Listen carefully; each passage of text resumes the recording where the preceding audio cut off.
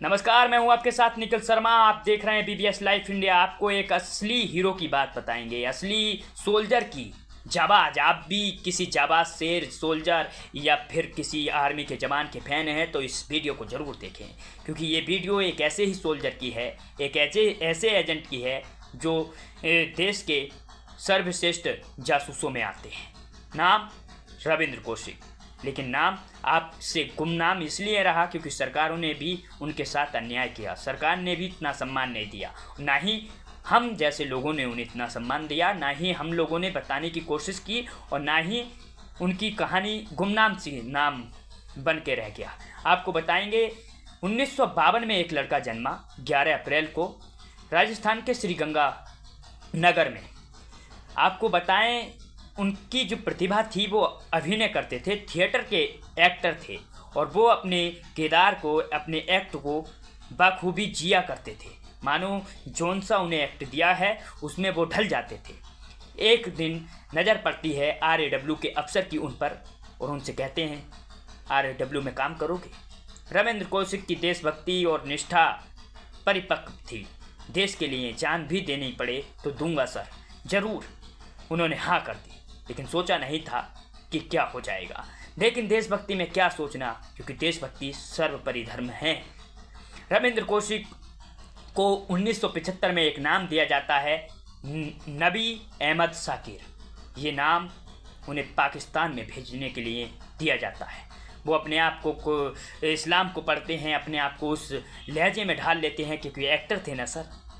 ऐसी कोई गलती नहीं कि जिससे उन्हें पकड़ भी जाएं, लेकिन पकड़ने की भी कहानी बताएंगे आपको। 1975 में जाते हैं और वो जाकर एक सेना के जो सेना लेखन में विभाग होता है उसमें वो क्लर्क की नौकरी करते हैं। वहीं पर पढ़ाई करते हैं, कराची में शायद पढ़ाई करते हैं, और उसके बाद में क्या होता है, मेजर रैंक तक पहुंचते हैं। मेजर रैंक तक पहुंचने के बाद मतलब उनकी शादी होती है एक आर्मी अफसर पाकिस्तान के अमानत नाम की लड़की से। उनके बच्चे भी बताए जाते हैं कि उनके बच्चे भी हुए थे।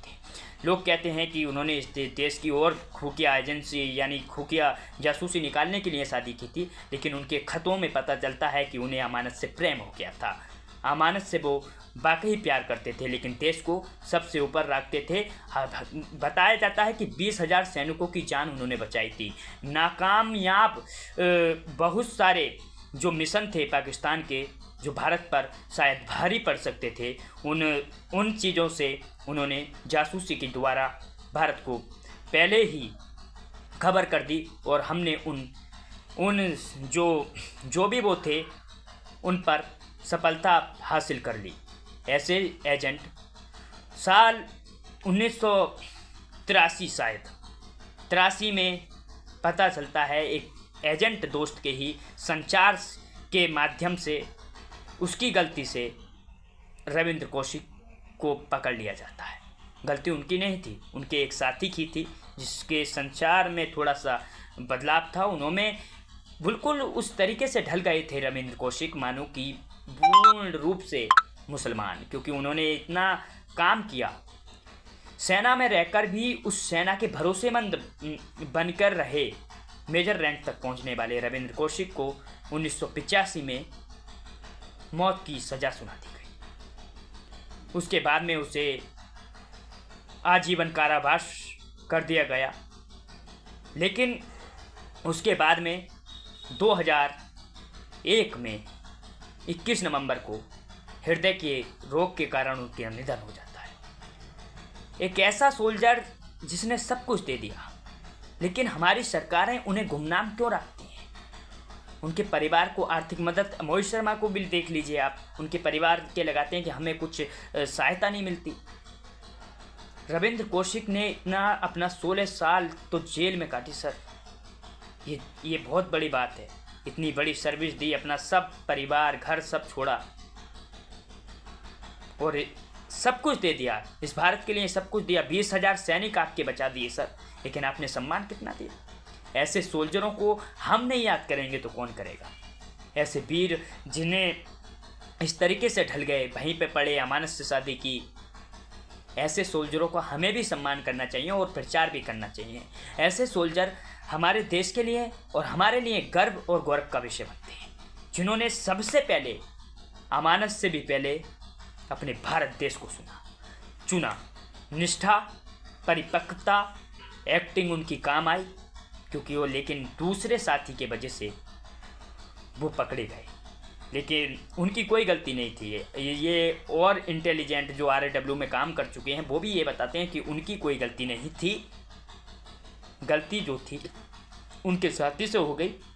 गलतियां खैर होती हैं, कोई भी इतना बड़ा वो नहीं है, लेकिन फिर भी रविंद्र कौशिक बिल्कुल उस लिबाज में उस तरीके से ढले, पूरा कुरान, इस्लाम सब चीज़ को जानने वाले, वहाँ पर पढ़ाई भी की। ऐसे रविंद्र कौशिक के लिए आप क्या कहते हैं? ऐसी धुरंधर पे कहानियाँ, और इंदिरा गांधी ने उन्हें नाम दिया था ब्लैक टाइगर। उनकी जो कहानी है, उन्हें जो ब्लैक टाइगर या देश के जो विरासत जो मिली है कि देश के सर्वश्रेष्ठ जासूसों में उनकी गिनती आती है, लेकिन वो नाम नहीं मिल पाया जो शायद मिलना चाहिए था। जय हिंद, जय भारत। आप रविंद्र कौशिक को लेकर क्या जानते थे? नहीं जानते थे तो जानना ज़रूरी है। आप भी उनको सर्च कर आप भी रिसर्च कर उन पर ज़रूर देखें, क्योंकि रविंद्र कौशिक की स्टोरी इतनी छोटी नहीं है जितनी छोटी हम बना रहे हैं, बहुत बड़ी है। लेकिन आपको जानना है तो आप गूगल जाइए, बड़े बड़े एजेंसियों के बयान सुनिए, तब आपको पता चलेगा कि रविंद्र कौशिक कौन थे। Ravindra Kaushik is the best RAW यानी कि रॉ के एजेंट। 2001 में उनका निधन हो जाता है।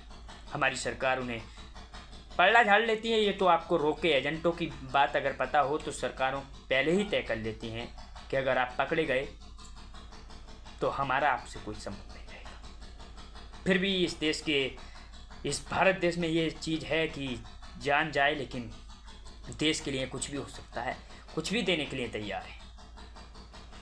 लेकिन आप भी रविंद्र कौशिक को याद करिए, और रविंद्र कौशिक के धुरंधर के इस माहौल में धुरंधर चल रही है, रविंद्र कौशिक पर भी शायद बायोपिक और बने, और बहुत अच्छे एजेंट थे।